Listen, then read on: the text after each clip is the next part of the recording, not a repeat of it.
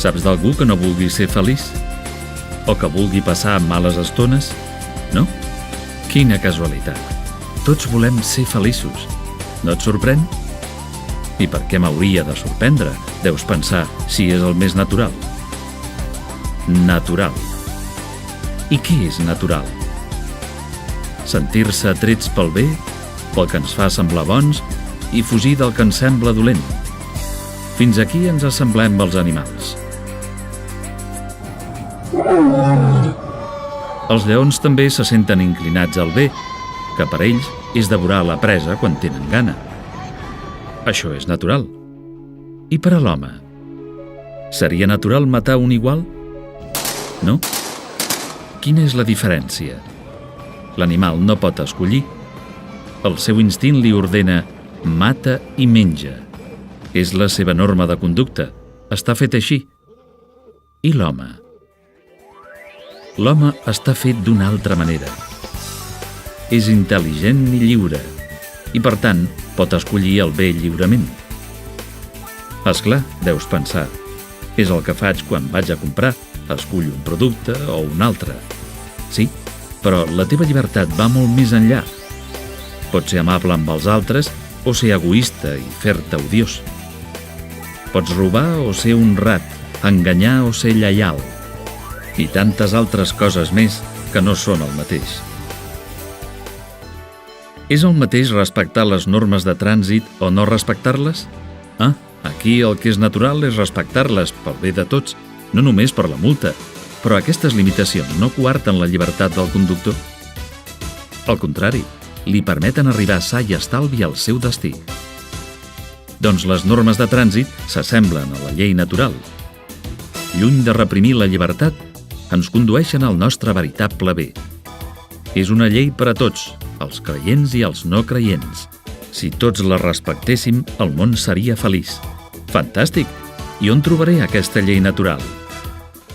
No gaire lluny, dins teu.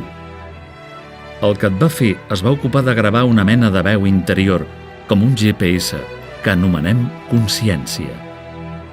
Aquesta veu subtil et fa sentir alegre quan fas bondat i trist quan et portes malament. És clar que, si no l'escoltessis, l'acabaries deformant o al final ni la sentiries. Això pot passar perquè som pecadors. Per sort, Déu va posar remei a la nostra fragilitat i ens va donar un codi clar per circular per la vida, el Decàleg. Són els 10 manaments. Llegeix-los en positiu. No matis, per exemple, significa un sí a la vida. No cometis actes impurs significa sí a la puresa. I amb aquestes lleis ja n'hi ha prou? No. Déu encara ens va donar més. Ens va donar un exemple de vida, una persona a qui seguir, Jesús. Podem imitar la seva humanitat, llegir la seva vida. Ens hi podem inspirar. És a l'Evangeli i ha estat comentada magníficament per sants, teòlegs i papes. La llei de Crist confirma i perfecciona la llei natural. Ell ens porta el manament nou. Estimeu-vos els uns als altres com jo us he estimat. Els legisladors de la terra promulguen una llei i només se'n recorden de tu per enviar-te a la policia si no la compleixes. Jesús, en canvi, sempre és amb tu per ajudar-te i estimar la seva llei. I en els sagraments, l'Esperit Sant ens dona la seva gràcia, una força divina per rectificar i obrar bé. Ens poden salvar els que no coneixen Crist? Sí, si compleixen la llei natural. Però els cristians hem rebut la gràcia del baptisme i aspirem a més. Imitar a Crist, és a dir, ser sants.